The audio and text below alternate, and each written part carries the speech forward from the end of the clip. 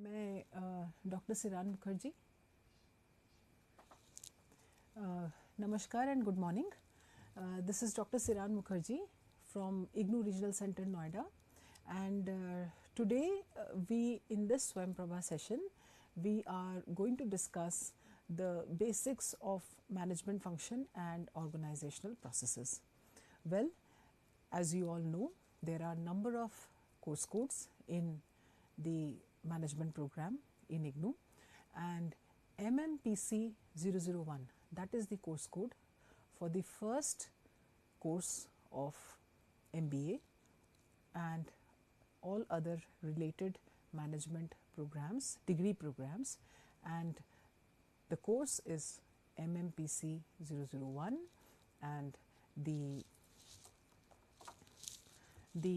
title of this course code is Management Functions and Organizational Processes. See, it's a very important subject because it forms the foundation for you all to study the further concepts of management in MBA. For your management studies, I think you would all agree that for your management studies, it is very important that the foundation should be strongly laid.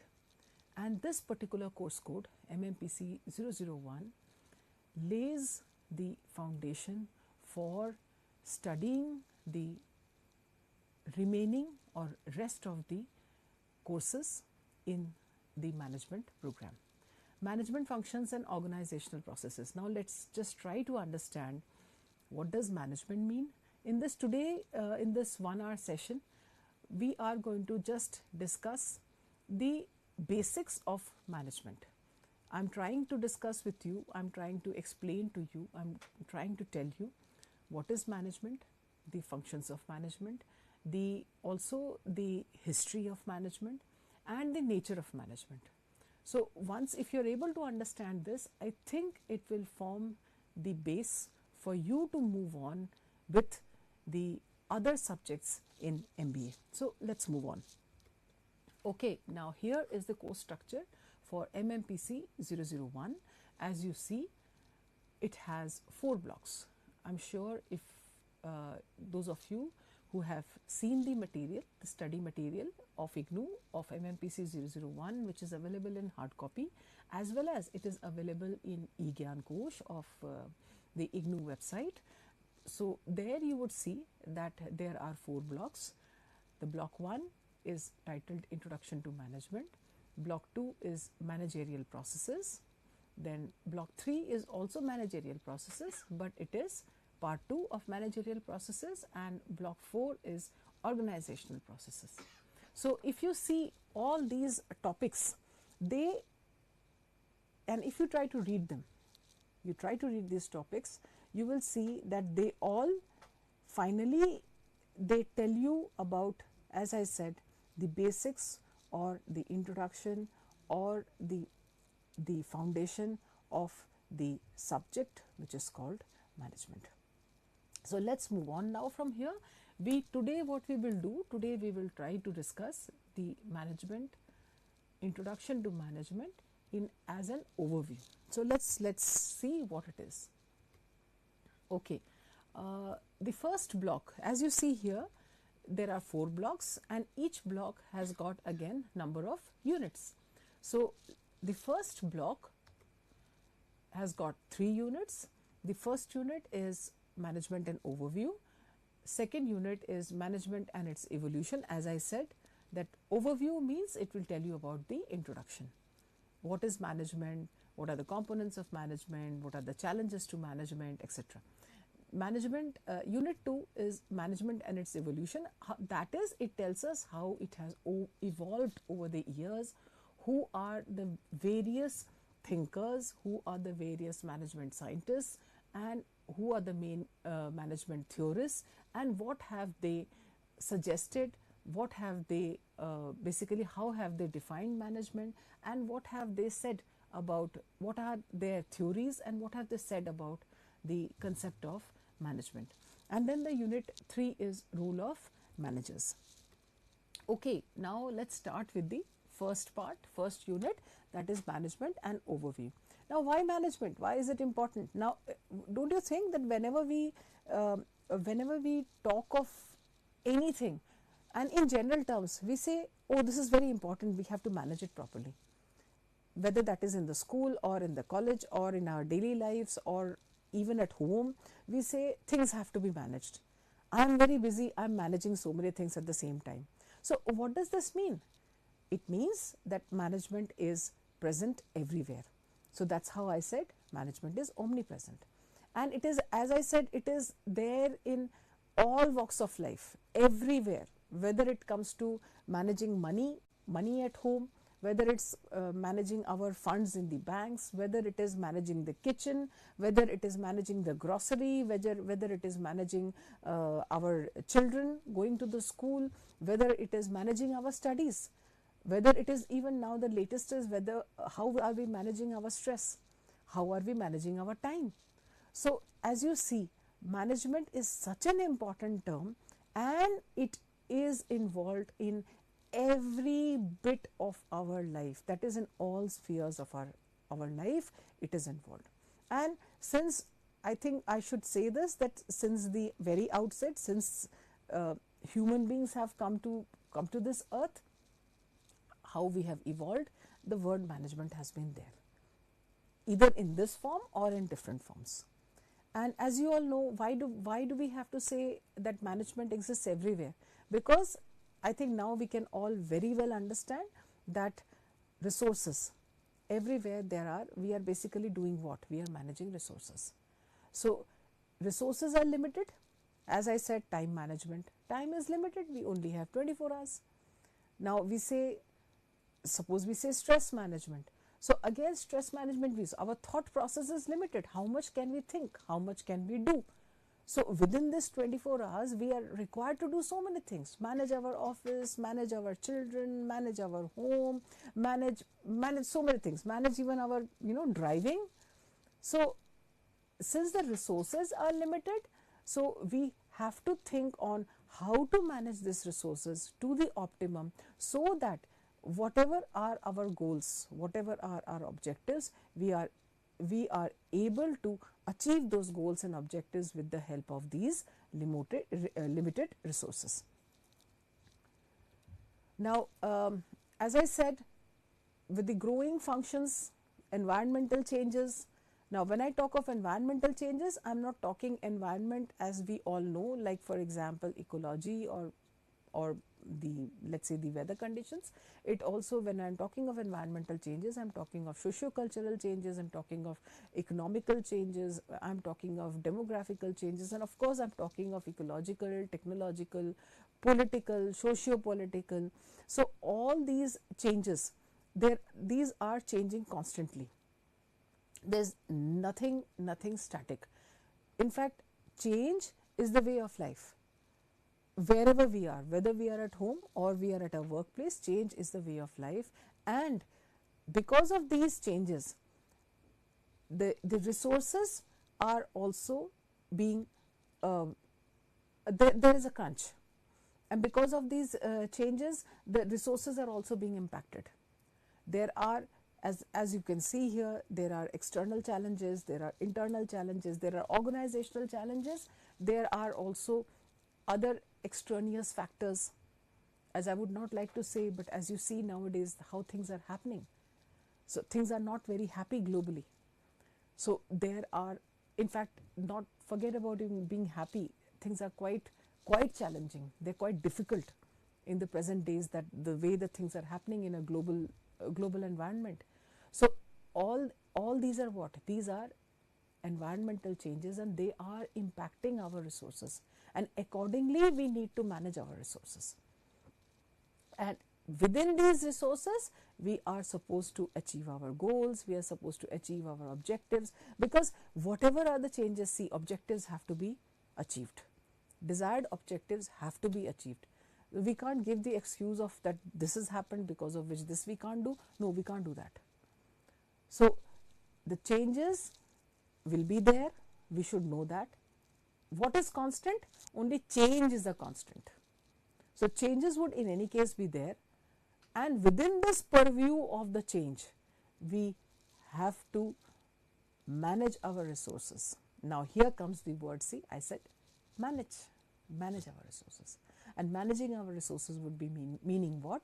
Managing would be meaning planning all the resources, planning our time, planning our human resource, planning our funds, planning our organization, planning our interpersonal relations. See, we have to manage.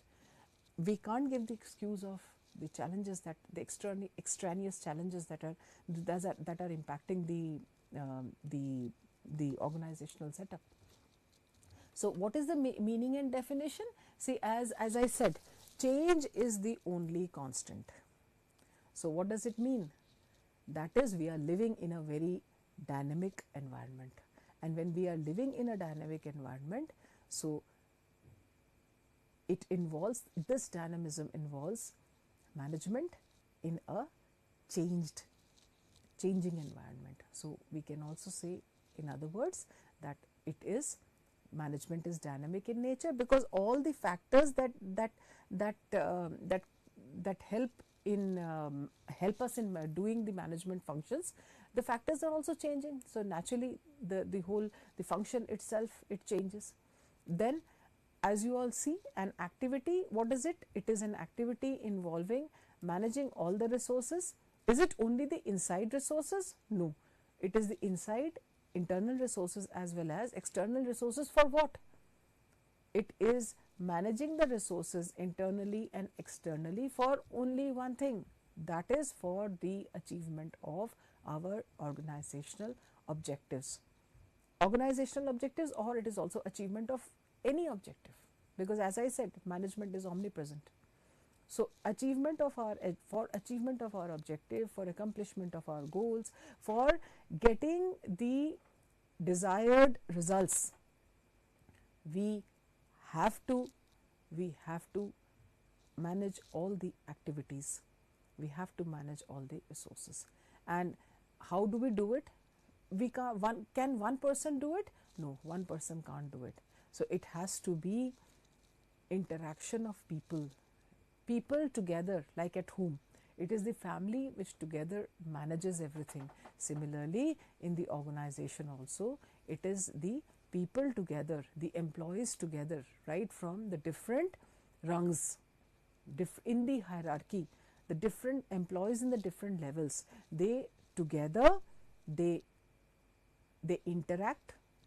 There is a continuous interaction, there is a continuous communication. See, they are not in isolated situations, they are not isolated islands, as I would say. So there is continuous networking happening between these people, and because of this networking, the people are able to manage these activities and they are able to accomplish the goals. Let's move on. Now we have, as I said, there are certain theorists, there are certain management thinkers who have defined management in different ways. As for example, we have Mary Parker Follett, who has defined management as the art of getting things done through the efforts of others. Is the art of getting things done. So we can, according to Mary Parker Follett, that means management is an art. Then Coons O'Donnell, they have defined management as the process of getting things done through, again say it is simply getting things done. That is something which is common between the two definitions, getting things done through organized group efforts.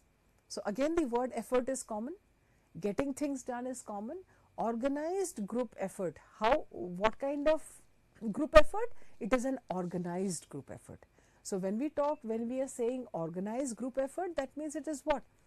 It is a group which is involved, that is the group of people. There are number of people involved, number of departments involved, they are working together within the department, intra-departmental coordination, inter-departmental interaction is there, and then there is intra-departmental interaction, and then they work together towards achievement of the goals of the organization. Then of course we have the father of scientific management, that is Frederick Winslow Taylor, who has defined management as the art of knowing what you want to do in the best and the cheapest way. Now here there is a new dimension coming to it. What we want to do. Now what would we want to do? Obviously we would want to do all those activities which help us to achieve our goals. So what we want to do in the best and cheapest way. Now here there are two new words coming, that is the best and cheapest. So here we are talking of cheapest way means most economical way of getting things done, which was not mentioned earlier. So what is nature of, next we go to after having understood what is management in general, after having defined management, now we look at the nature of management, whether it is a science or art. So now there are certain theorists who have defined, who have tried to explain management as an art, whereas there are certain theorists who have tried to explain management as a science. So let's first take it, why is it considered to be a science and by whom? Like for example, there's Gulick and there's also this scientific management theory, father of scientific management theory, that is Frederick W. Taylor. They are considering it as a science. Why? Because they say that it is a systematic body of knowledge. It is a systematic body of knowledge having principles with universal application. So which means this is something which is applied in science. So it is a scientific way of managing things. That's why, and what does it have? It is a systematic body of knowledge. So with universal application, I mean it is applied everywhere. As I said, it's omnipresent. So that's why they called it, that they said no, it's science. Then it is management developed principles, it is based on principles, it is based on laws, it is based on theory, and which is applicable everywhere. So since it's applicable everywhere, so what it is basically a science. Similarly, there is Luther Gulick, who has defined management as a body of knowledge. Again the same thing, body of knowledge with underlying principles. So that's why I said that management is considered to be a science because it has principles, it has theories, it has generalizations, it has laws. So therefore it can be called as science. And of course we know Taylor's scientific management, he has defined management is a science due to number of experiments on employees. He has defined it because he had conducted a number of experiments on the shop floor using management techniques, and these experiments were conducted on the employees. So since they were conducted on the employees, that's why and in a systematic manner through a number of experiments, so that's why we call it as Taylor's scientific management. However, can we, as you know, it has been said that it is applicable everywhere, fine, it has universal application, but can we apply the same thing everywhere? No. Could the methods or the procedures of work which were being performed by which were being used by us in the organizations, let's say 20 years back, can the same be applied now? No. There is dynamism, there is inherent dynamism there. So dynamic nature makes it difficult to prove, verify, rely, predict and generalize. We cannot generalize it. See, the way the technology is changing, the way the procedures of doing work is changing, whether we can even take an example of a simple university. As you would all recall, there were a number of years ago, you know, we used to go and take admission, we would have to go and stand in the queue, we had to fill up the forms, we would have those hard copy of the forms and then go and submit it and then add a demand draft with it. And now see how things are. We don't go to the university till the time our admission is confirmed, or till the time we are called for the, let's say, entrance exam and then the counseling and whatever. So you see how it has changed. So that shows dynamism, which means that it cannot be applicable. It is applicable everywhere, but it cannot be, the same thing cannot be applied everywhere. It cannot be generalized. Therefore, it is an art. Management is not a science, as it cannot be logically sequential with a scientific methodology. The methodology has to change with the time. And therefore, George Terry has defined management is bringing about desired result through application of skills. Now, wherever there is application of skill, we are applying skill. So, skills will be, it has to be learnt and it has to be mastered. It has to be mastered over the years. So, naturally it is an art. It's like, simple, we know painting. We will start learning, or let's say playing a piano, playing the music, playing an instrument. We start learning it, and then gradually with the years we gain expertise on it. Similarly, management as an art has been defined that it consists of skills, it consists of competencies which need to be learned, it need to be mastered over the period of years and then applied to the organization. So, there is a difference between a novice and an experienced person according to this particular philosophy. However, there is a third philosophy also which says that it is a combination of both. It is an art because we have to find new ways to organize ourselves, to plan ourselves, to perform our duties. It is an art, and as and when with the passing years we gain expertise on it, and at the same time it is also unique. It has its unique characteristics. Therefore, it is the third philosophy is that it is both an art as well as science. They cannot be either or.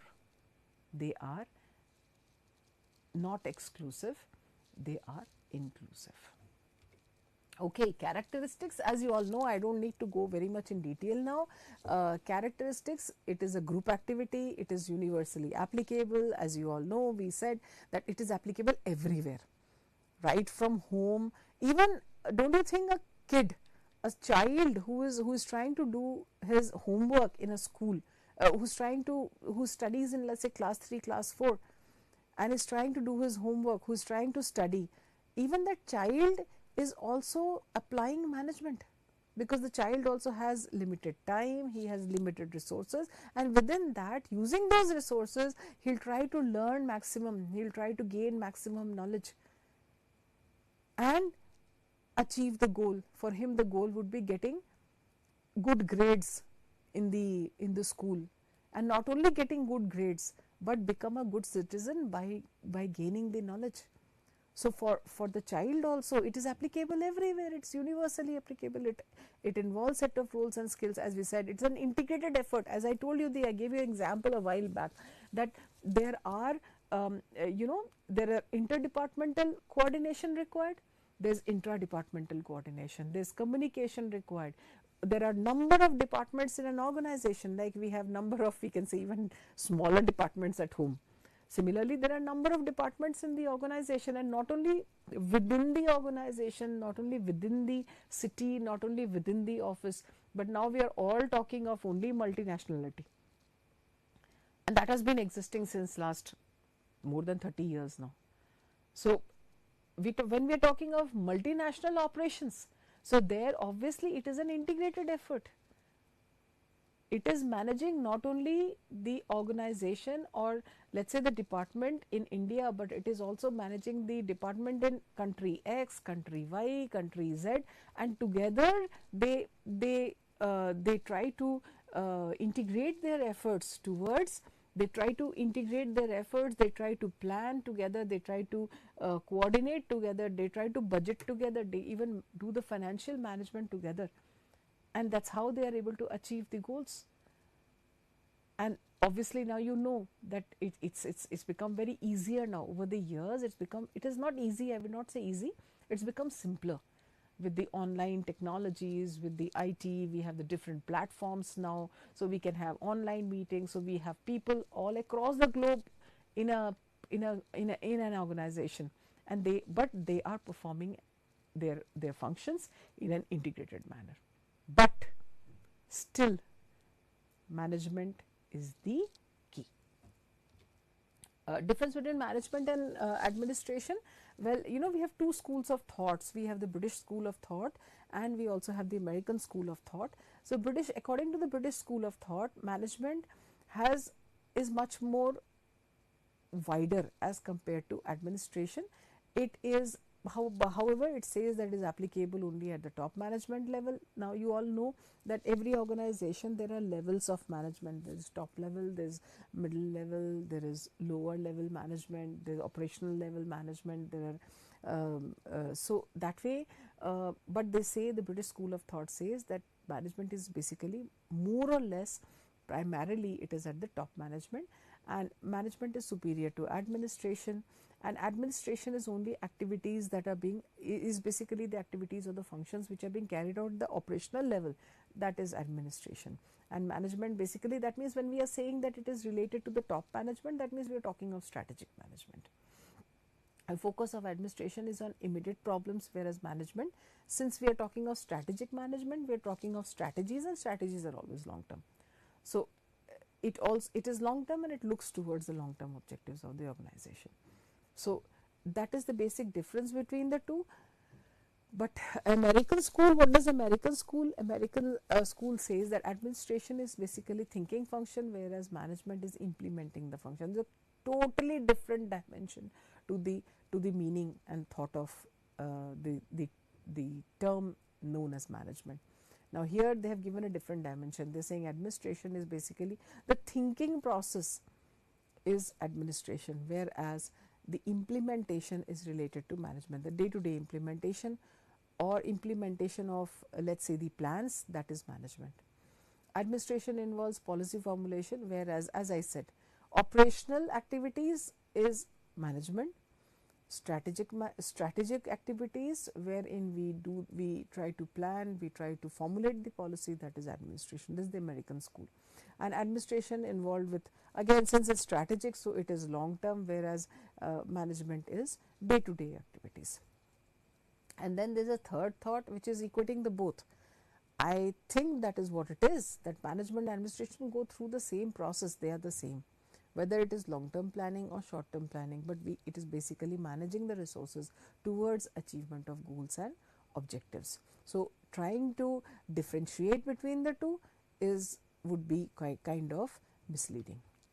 Okay, now we go to functions of management. Now, there are so as you see, while I was talking to you about what is management, you would have seen that I have been trying to use different words like planning. I have been saying coordinating. I have been saying communicating. I have been saying reporting. So, what are these? These are basically the various functions of management. They together they go to form what we call as the management function. So, what are the functions according to Coons and O'Donnell? Planning, organizing, staffing. It is basically functions of management are planning, organizing, staffing, directing and controlling. According to Gulick, it is planning, organizing. So, more or less it remains the same, staffing, directing, coordinating. So, coordination was not there in Coons and O'Donnell's definition functions, whereas he says that Luther Gulick also says that no, it is just not planning, organizing, staffing, directing, it is also coordination. Coordination is very important. You plan, but you organize, you arrange your human resources, you direct the activities, but unless there is no coordination between the various people, between the various departments in the organization, between the various divisions in the organization, between the various levels in the organization, then X does not know what Y is doing, or let us say left hand does not know what right hand is doing. So, post Corp, Luther Gulick's functions of management is, the acronym has been given as post Corp. Henry Fayol has defined it as planning, organizing, coordinating, controlling and commanding.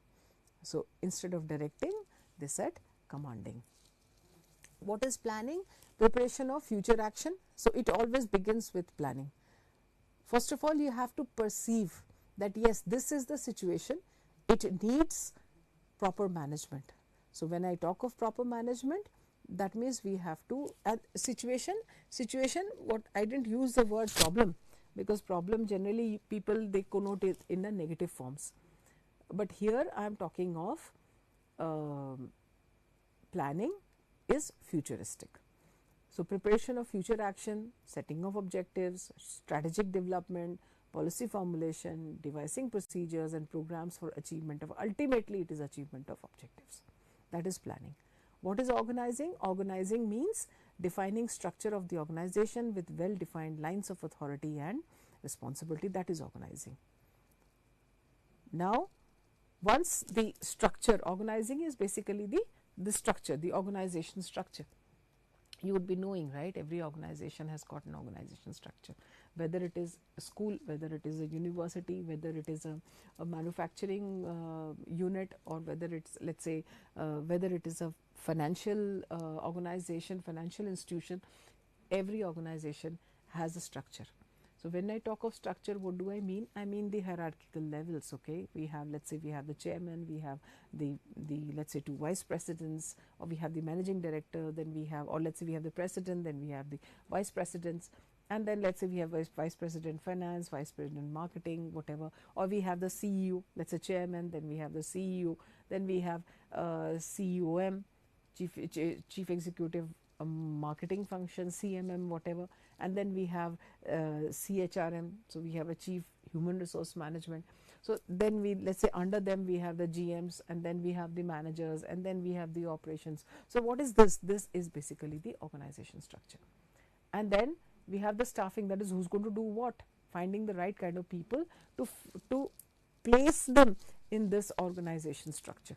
So naturally, when we are talking of staffing, what are we talking of? When we are talking of getting the right people, attracting the right people, getting them, putting them at the right place, placing them at the right place, which means what? It is identifying the job, what they are going to do, designing the job, recruitment, attracting the best potential people, prospective people from the market, selecting them, placing them, promoting them, appraising them, all that comes in staffing. Training them, developing them, competency enhancement, all that comes in staffing. And then of course we have the next function, that is directing, that is providing the leadership, which is very, very important. See, in the organization, people work in a team. It's not that they need to be led, they work in a team, but yes, there should be someone to provide them the guidance, there should be someone to lead the way, so that people, they know what they are supposed to do.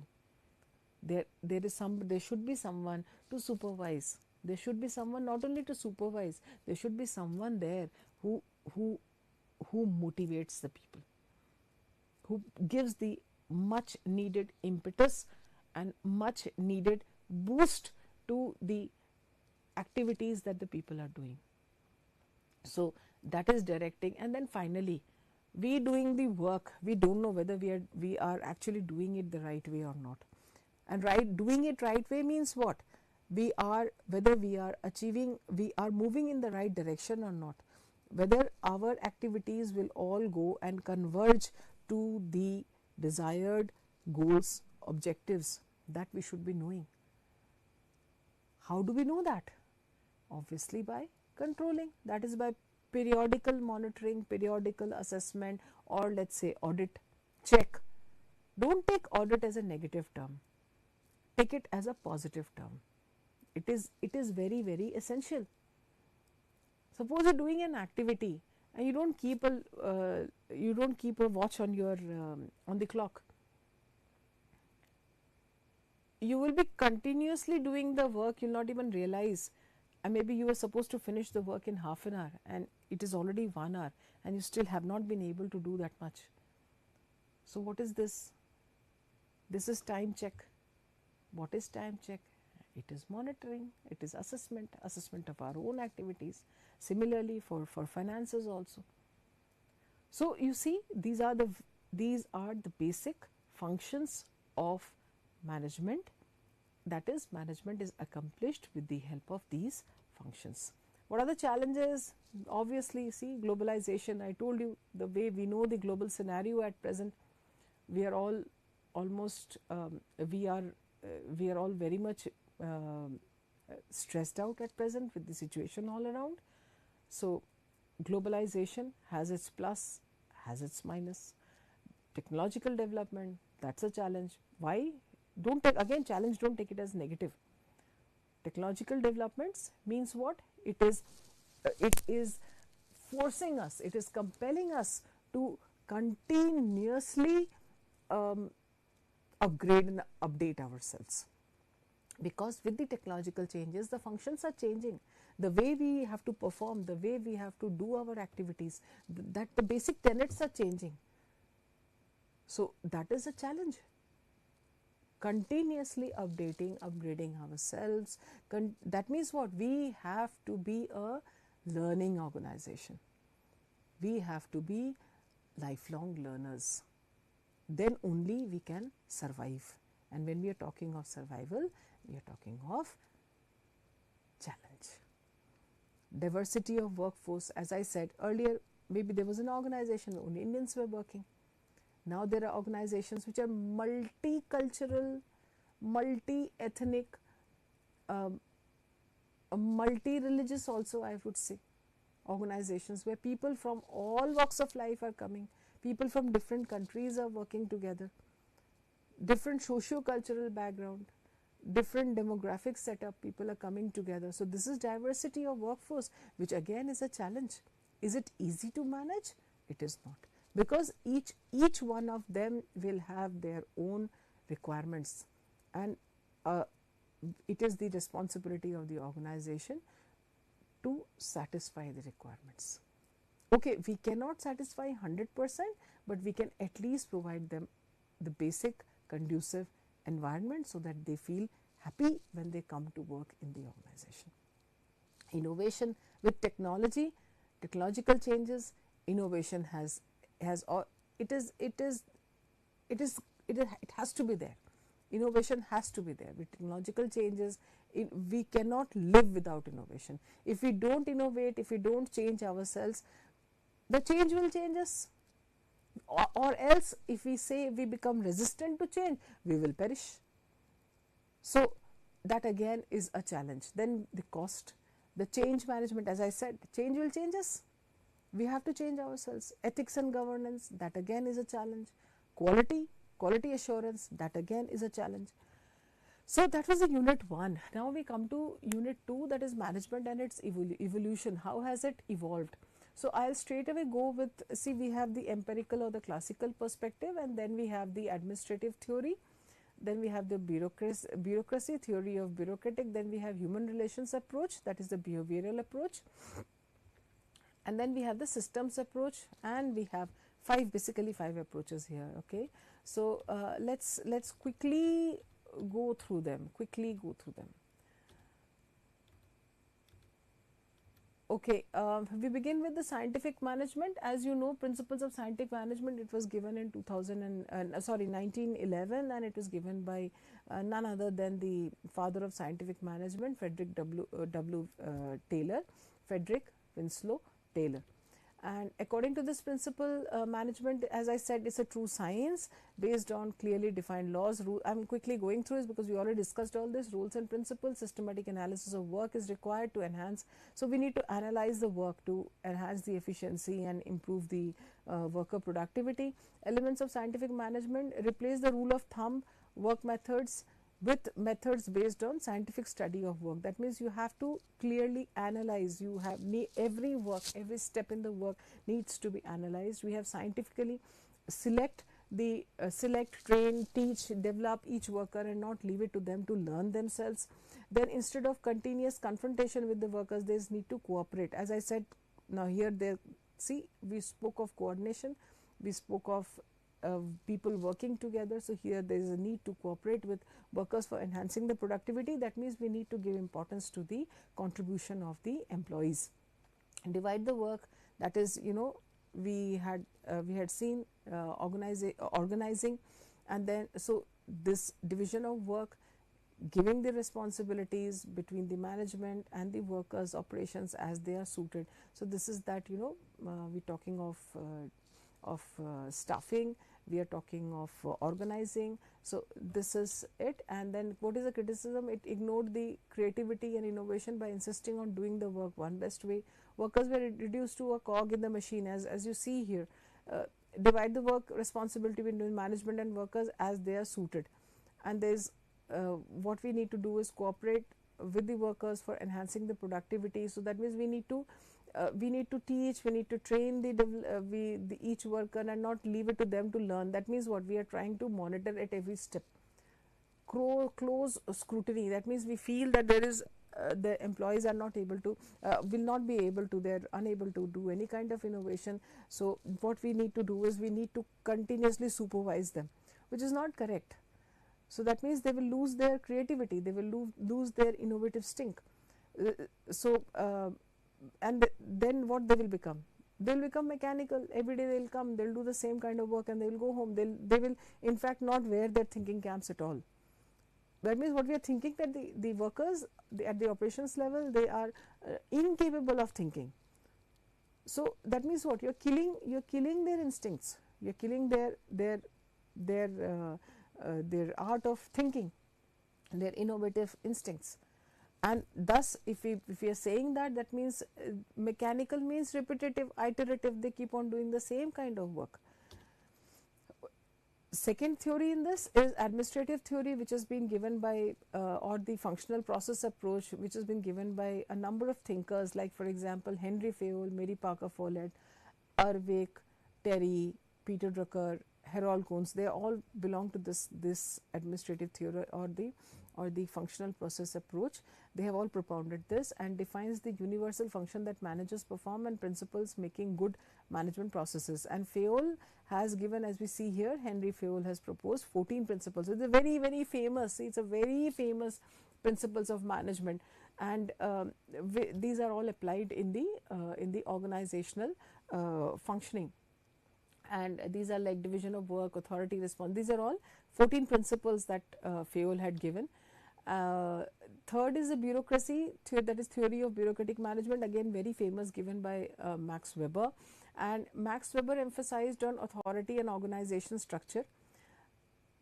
He also emphasized on the ideal type of organization. What is an ideal type of organization? Ideal type of organization is a bureaucracy. And the features of this ideal kind of organization or bureaucracy is, there is job specialization, there is hierarchy, that means there are levels strictly followed, formal selection, formal rules and regulations. That means they believe, Weber believes in formal structure. He is emphasizing on formalized way, formal way of doing things. And whenever there is formal structure, formal interaction, formal communication, that means there is impersonality. And then there is career orientation. The second approach is human relations approach. Now, stark contrast to this approach, empirical classical perspective. The next approach is human relations. Human relations wherein we are not considering the employees to be just an instrument or tool towards achievement of goals and objectives. We are focusing on their requirements, we are focusing on their psychological processes, we are focusing on their sociological grouping, we are focusing, that means we are giving importance to the socio-cultural aspects that are very important for the employees, for their performance. So we are also emphasizing on interpersonal relations. That means what? We are considering the employees as human beings. They are not tools, they are human beings. So when we are talking of human beings, naturally they have their needs, they have their requirements, they have their difficulties, they have their constraints, and it is a responsibility of the organization to look into these constraints, to look into how best we can help our employees in their upbringing, in their development, and also in their in their positive growth.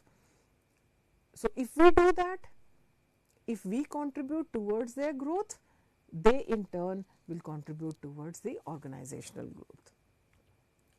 Then we have assumptions of, Hawthorne study given by Elton Mayo is very famous, People are important, useful in the organization. We need to recognize the individuals for their contribution, and we need to understand that each individual in the group, in the department is very important. along with money, apart from money, okay, we need money, every employee needs money, obviously he is coming here for his livelihood, but apart from that, every employee, every human being also needs self respect and esteem, which was emphasized by Elton Mayo. Encourage people to participate. We are looking towards participative management. We are not always talking of directive, we are not talking of coercive measures, we are talking of motivation, employee motivation in this case. Findings study is worker forced, not work. Then social norms determine the level of production. I mean, production, see, as it is, employees are coming to work, they are coming to the organization to perform, but at the same time, we need to see how we can give them the best working environment, because working environment is also a motivator or demotivator for the worker. Leadership is important for setting, they also say that leadership is important for setting and enforcing group norms, but at the same time, money is not the only motivator. When the worker is coming, when the employee is coming to the organization, apart from the money, because that's his livelihood, he is also looking for good behavior, he's looking for positivity. So that at the end of the day, that helps them to remain self motivated. Third is a systems approach, which is an extension of human resource approach. That is, it is considered to be a social system. It is a system. Management is a system, but what kind of a system? It is a social system, and whenever we say social system, that means it is a human relations system. You're talking of human beings and their contribution towards the organization. So we're trying to understand the need of every individual employee working in the organization. We need to understand the relationships. We need to work towards developing better human relations in the organization. So formal structure is important, but within the formal structure, we also need to recognize that there exists an informal structure which also needs to be developed, which also needs to be emphasized upon. Then we have decision theory approach, quantitative approach, contingency approach, theory X and theory Y. It has been given by Douglas McGregor. Again, very important. Theory X is basically work oriented, production centric. So which means that we presume that an average employee basically doesn't like to work. We have to coerce, we have to force him to do the work. So carrot and stick theory kind of thing will be applicable, whereas theory Y says no, people love their work, people love their work and they love their work. So if we give them the right kind of environment, they will be prepared to do additional work also, but we need to motivate them. They are committed to the objectives, they are committed to the work, but we need to give them the right kind of environment. So organization should not think that it is they should not have a production oriented thought. They should be employee oriented. There should be a proper balance, the kind of a democratic thinking, kind of a participative management style should be adopted. And theory Z, which was given in 1969 by Abraham Maslow, it is a blend of Western and Eastern management philosophy, and what they said is we should have a hybrid style of management. That is, need for have confidence on the people who are working. If you don't show confidence on the employees, they themselves will not be confident to perform. They themselves will not be confident to give the results, to perform. So basically, too much of coercion is not good. At the same time, too much of liberty is also not good. As per theory Z, we should have stable employment, high productivity and high employee morale and satisfaction. So we are giving importance, we should have a balanced approach to managing the organization. managing the human resources. Well, this is what we were supposed to discuss today, but we can have a quick recap. Let's just quickly recap on the theories, especially as you see. The first is empirical and classical perspective, wherein the first one in empirical and classical thoughts is the principles of scientific management. And in the principles of scientific management, who has given the principles of scientific management? As we all know, it is Frederick W. Taylor, Frederick Winslow Taylor, who is also known as the father of scientific management. And what did he say? He said we need to improve manufacturing efficiency by more effective use of human and machine. That means he focused on all the resources. He is talking of the human resources, he is talking of the material resources, he is talking of the financial resources, he is talking of the machines also, productivity, but at the same time he is also talking of the working environment, working conditions, which is very important. See, working conditions, the place where an employee is working, his office environment, his working, where he is sitting, he is doing his work every day, that also needs to be conducive. So, just not the livelihood, is just not the salary that matters. Maybe we could be giving very good salary, but if suppose the place where we are sitting, that is not hygienic, that is not clean, that is not proper, then gradually over a period of time, then the employees, they start getting disgruntled. They started getting dissatisfied. They will come to the office obviously, but then they get dissatisfied. So this is what is focusing in scientific management when we talk of, when we are saying that need to improve the manufacturing efficiency by improving all this effective use of all these factors. Then as we said that it's a true science, we already spoken that Taylor basically said that management is a science. Why?